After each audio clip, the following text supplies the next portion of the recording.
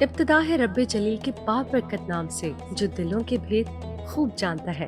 قلب اسلامک کے معزز ناظرین، امام حسین علیہ السلام کا مدینہ سے کربلا تک کا سفر اور 2 محرم کو کربلا میں ورود۔ رسول اللہ صلی اللہ علیہ وسلم مشرکین قریش کی ریشہ دوانیہ کی وجہ سے مکہ سے ہجرت کر گئے تھے، تو فرزند رسول صلی اللہ علیہ وسلم کو انہی وجوہات اور انہی مشرکین کی اولاد کی سازشوں کی بنا پر مدینہ چھوڑ کر مکہ اور پھر عراق کی طرف ہجرت کرنا پڑی، جنہوں نے امام حسین علیہ السلام کو قتل کر کے کہا، کاش میرے بدر میں مارے گئے آباء و اجداد آج زندہ ہوتے تو میرے اس کارنامے کو دیکھ کر کہتے تیرے ہاتھ شل نہ ہوں۔ یعنی مدینہ سے مکہ اور عراق کی طرف امام حسین علیہ السلام کی ہجرت اسلام کے دعوے داروں کی سازشوں کا نتیجہ تھی۔ یہاں اس ہجرت کے مختلف مراحل مختصراً بیان کی جا رہے ہیں۔ ترک وطن، امام علیہ السلام نے مدینہ سے نکلنے کا ارادہ کیا۔ رات کے وقت اپنی والدہ ماجدہ اور بھائی کی قبور پر حاضری دی اور نماز بجا لائی اور وداع کیا، اور صبح کے وقت گھر لوٹ آئے۔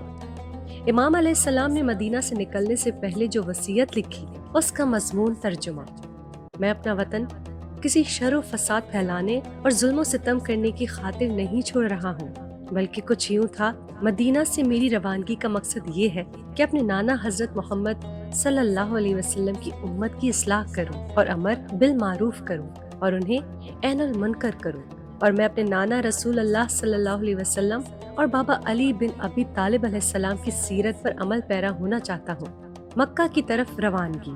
امام حسین علیہ السلام 28 رجب کو رات کے وقت اپنے خاندان اور اصحاب کے ساتھ مدینے سے روانہ ہوئے۔ اس سفر میں محمد بن حنیفہ کے علاوہ امام حسین علیہ السلام کے اکثر عزیز و اقارب، من جملہ آپ کے بیٹے، بیٹیاں، بھائی اور بھتیجے آپ کے ساتھ تھے۔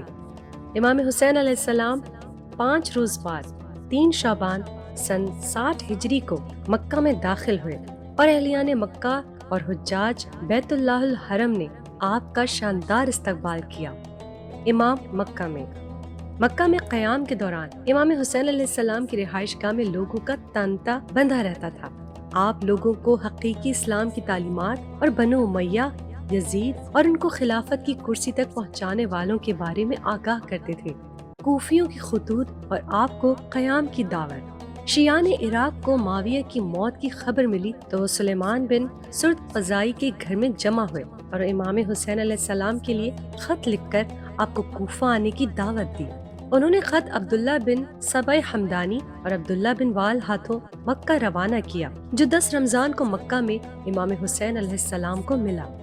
اس کے بعد آپ کو کوفیوں کے ہزاروں خطوط موصول ہوئے، جن میں انہوں نے آپ علیہ السلام سے کوفہ آنے کی درخواست کی۔ کوفہ کے لیے امام علیہ السلام کے سفیر۔ امام علیہ السلام نے کوفیوں کے نام ایک خط دے کر اپنے چچا زاد بھائی مسلم بن عقیل کو عراق روانہ کیا تاکہ وہاں کے حالات کا جائزہ لے اور آپ کو حالات کی خبر دے۔ مسلم 5 شوال کو کوفہ پہنچ کر مختار بن ابی عبیدہ سقفی کے گھر مقیم ہوئے۔ شیعان کوفہ مسلم کی آمد سے مطلع ہونے کے بعد ان کے پاس حاضر ہوئے اور ان کے ہاتھ پر بیعت کی۔ روایت سے معلوم ہوتا ہے کہ 18,000 افراد نے آپ کے ہاتھ پر بیعت کی۔ جناب مسلم نے اہل کوفہ کے ان تمام حالات سے امام حسین علیہ السلام کو ایک خط کے ذریعے آگاہ کیا۔ اسی دوران یزید نے اپنے مشیر سرجون نصرانی سے مشورہ کیا اور اس کے مشورے پر کوفہ اور بصرہ کی حکومت ابن زیاد کے سپرد کر دی۔ ابن زیاد بھیس بدل کر کوفہ میں داخل ہوا اور دارالعمارہ پہنچ کر اپنا تعارف کرایا۔ ابن زیاد ڈرا دھمکا کر اور لالچ دے کر اہل کوفہ کو جناب مسلم کی مدد سے روکنے میں کامیاب ہو گیا، اور آخر میں جناب مسلم بن عقیل کو شہید کر دیا گیا۔ سرزمین شہادت کی طرف یزید ملعون نے عمرو بن سعید بن عاص کو ایک لشکر کے ساتھ حاجیوں کے لباس میں بھیجا اور اسے حکم دیا کہ اگر امام حسین علیہ السلام خانہ کعبہ کے پردوں میں بھی ہو تب بھی انہیں قتل کر دو۔